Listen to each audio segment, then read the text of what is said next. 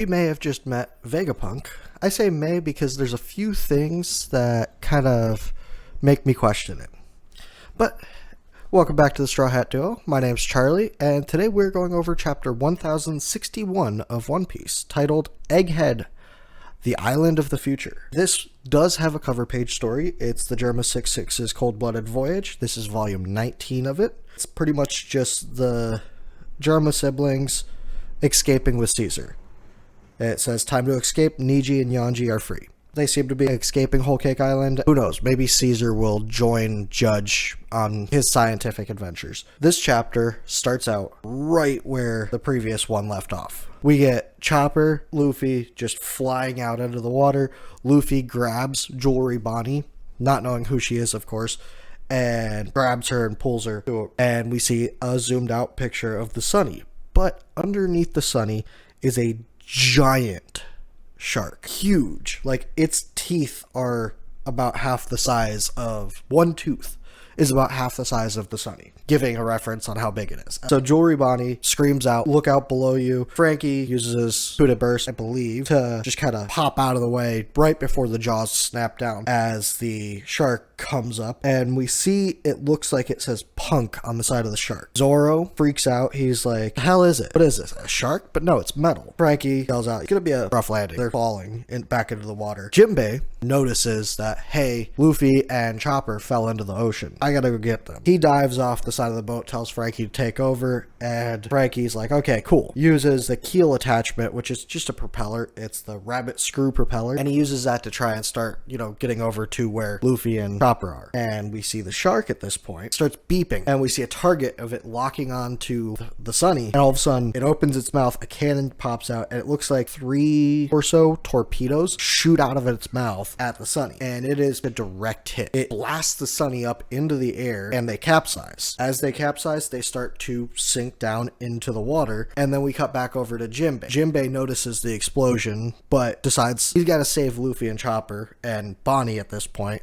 So he does that. He goes, that sounded like a explosion. Grabs them, goes back up to the surface, and tries to get kind of a bearings on what just happened. He doesn't see the Sunny. He doesn't see anybody else, and then he sees the shark. Shark opens its mouth, cannon wide open again, and goes to fire at Jinbei. Jinbei's like, oh crap, I'm out of here. He tells the 3 to hold their breath, and they're weakened because they're all devil fruit users. They make like a pained kind of huff in, and Jinbei's like, okay, we're going to dive. He dives down just extremely deep as fast as he can. It looks like he still gets a little bit of the hit of the explosion, but he gets away. Once he gets away, the shark turns its attention back to the Sunny, which is now upside down underwater. It looks like it licks its lips.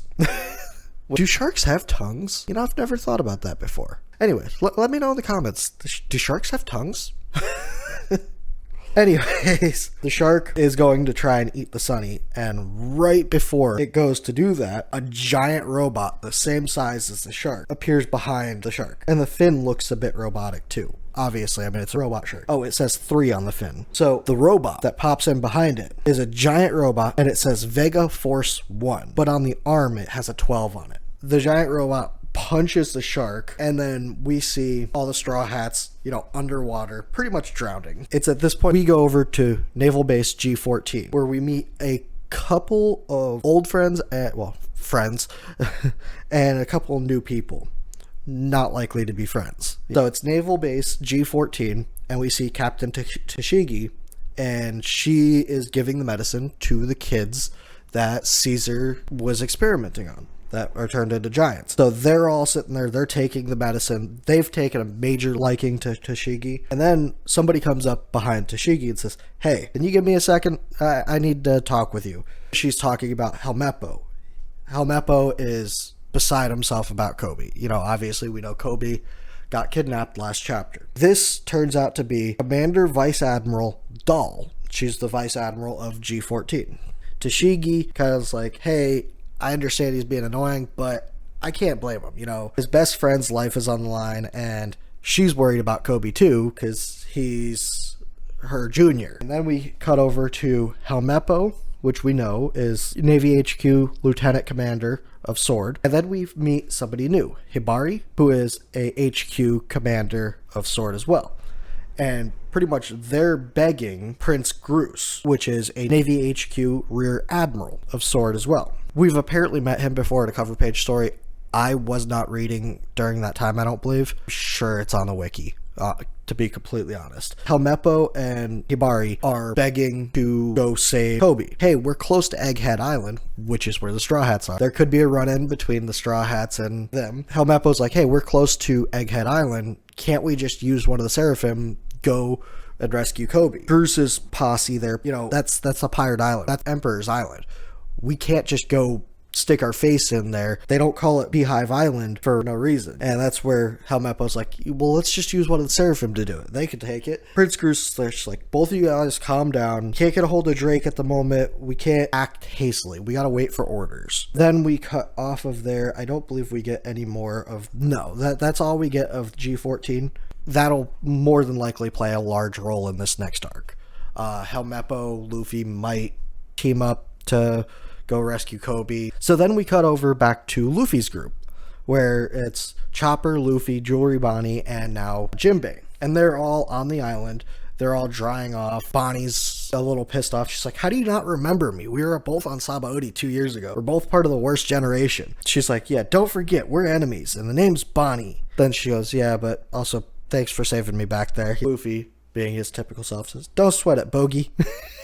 She's sitting there, and this is going to be a fan favorite page. I can already tell you this. She's sitting there, shirtless. You see her back and side boob. She's drying her shirt out. And then the panel just under it, we see her from the front, but she's kind of shaded, and she's just shaking her shirt out. Luffy, at this point, he's like, it's so cold. He's shaking his shirt out, too, to dry off a little bit. And she's like, are you seriously an emperor?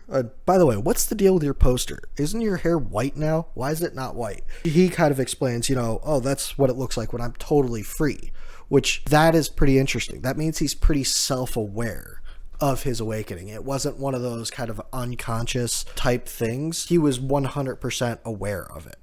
It wasn't it was in a moment of desperation, but he has some grasp of it. Bonnie kind of questions that. She's like, totally free. What is that supposed to mean? And then she just kind of changes the subject, which I wish she hadn't. I want to know what Luffy's point of view of this is. I want to know how he thinks of that form. If it's something that he could just tap into anytime now, or if he has to push himself to tap into it. I'm guessing it's probably something he's gonna have to push himself to tap into. It'd still be interesting to know how much he's thought about the form. She changes the subject. She's like, oh, by the way, aren't you worried about the rest of your crew? They did just capsize out there. Luffy's like, they'll figure it out. I'm not too worried about it. And she also mentions, I can't believe you got Jinbei, the Knight of the Sea, with you. Jinbei, at this point, he's like, oh yeah, since we're on the subject, what happened to your ship and crew? This is where we find out why Bonnie is here. She says, I came alone. That metal shark ate her ship too. She's here to meet with Vegapunk. She's got business with him. She goes, that monster back there gobbled up my ship. And that reminds me, I'm starving. And that's hilarious because this is one of the few things that her and Luffy have in common. They both love to eat. Well, I believe she was introduced as the glutton, Jewelry Bonnie. Luffy's like, yeah, I'm hungry too. Let's go find a restaurant. And Chopper kind of brings up, oh, you have money on you? Probably not, but they're pirates. Who cares? This is where we find out what island they're on. Spoiler alert, Egghead Island. She goes, you boneheads, don't you have a clue where we are? You're not going to find any food joints here. This is a government island. Vegapunk's research lab is based here. Somebody goes, Vegapunk, I know that name. That's where Jewelry Bonnie says, yeah, Vegapunk's the reason I'm here. We've got business. I'm guessing it's probably something to do with Kuma. That's the only thing I can think of. She's there to try and meet up with Vegapunk to get Kuma's humanity back. But she says, we're on Egghead, the island that's said to be 500 years in the future. This will be a very interesting island to explore. It should be a fairly fun arc. I'm curious on how they're going to resolve the conflict between Vegapunk and the Straw Hats, which we'll get to that. We haven't technically met her yet. Her. Bonnie's like, Vegapunk's the reason I'm here. We've got business. And then we cut back over to the Sunny, which is now saved. So it's about a boat length off the water and in a giant robot's hands. And the Sunny is smaller than the chest of this giant robot. So Frankie and Usopp are both kind of freaking out about it. Oh, and I didn't even notice it, but we get a depiction of Caribou and it looks like he might be out of the barrel. That could be a problem, actually. We see Nami, Zoro, Usopp, Caribou, and Frankie, as well as Robin and Brooke. Robin and Zoro are shaded and kind of look a little worried. Brooke just looks surprised. Caribou looks unconscious, honestly. Frankie and Usopp look ecstatic. They got the stars in their eye, and they're like, it's a giant robot! Somebody starts to come out of the robot. The person coming out says, God, this won't do it all. It's another failure. I wonder why, though. Perhaps overriding the primal desires simply is impossible. There's a note here that right there is old-timer speech. We see Sanji, and he's like, somebody's coming out. And then we see a girl taking her goggles off, and she says, how utterly vexing. And Frankie's like, thanks for saving us, whoever you are. And he kind of looks confused. She just keeps on talking. It seems like she's just kind of talking to herself, taking notes to herself, or using some sort of a recording machine.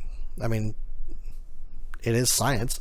She's like, I ordered the mecha shark to scout, report, and fire, but it keeps trying to eat ships. Won't be anything left for me to salvage. I must have bungled the program. She looks down, and it looks like she's got an antenna on the side of her ear. She looks down and says, forgive me, but did you just say I saved you? Oh, you native pirates.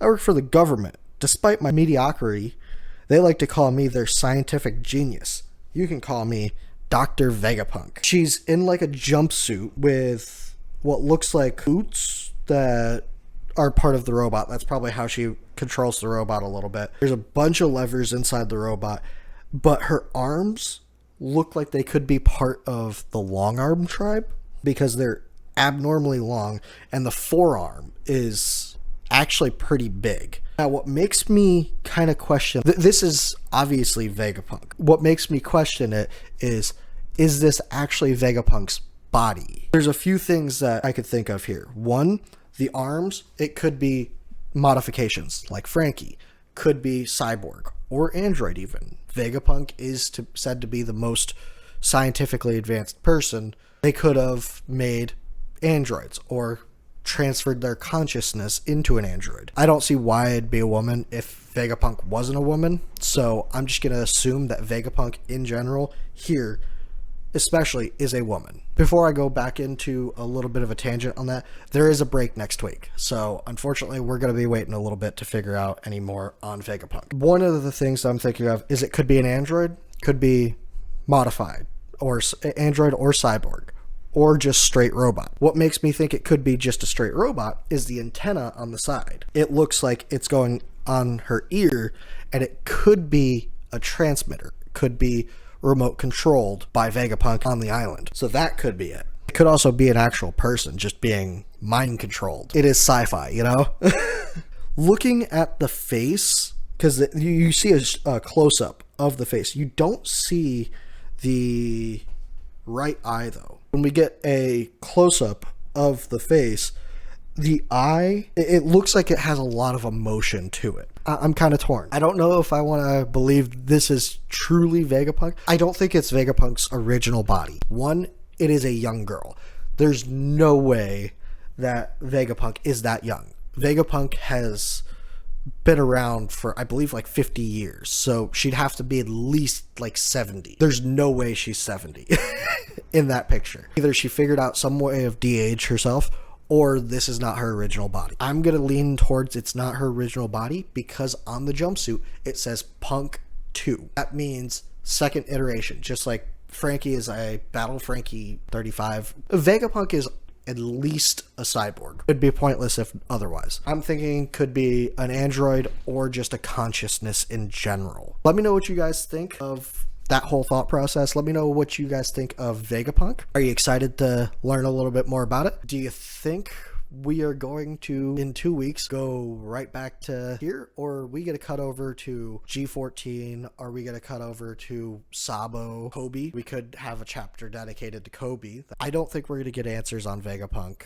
for the next couple weeks. This is too big of a reveal to not draw out. Also, how do you think the conflict between the Straw Hats and Vegapunk are going to turn out? There's a lot of information that we need from Vegapunk. Information on devil fruits, science of the world. There's so much that Vegapunk has the answers to. I could see her and Frankie kind of starting out as fighting and then start talking about science and just kind of fall into that whole, kind of like when Blackbeard and Luffy first met, disagreeing but competing still. But yeah, let me know what you guys think. Also, one more thing. Right before we end this video, Egghead Island is almost certainly swarming with Seraphim. So, Straw Hats, I'm almost positive are going to have to fight at least one Seraphim. It's going to be interesting to see what Seraphim they have to fight. Let me know what you guys think. Which of the 7 warlords in a kid form do you think they're going to have to fight? Or is it going to be like a kid version of Shanks? Let me know what you guys thought of the chapter. Let me know what you guys think is going to happen next. And we'll see you in the next one.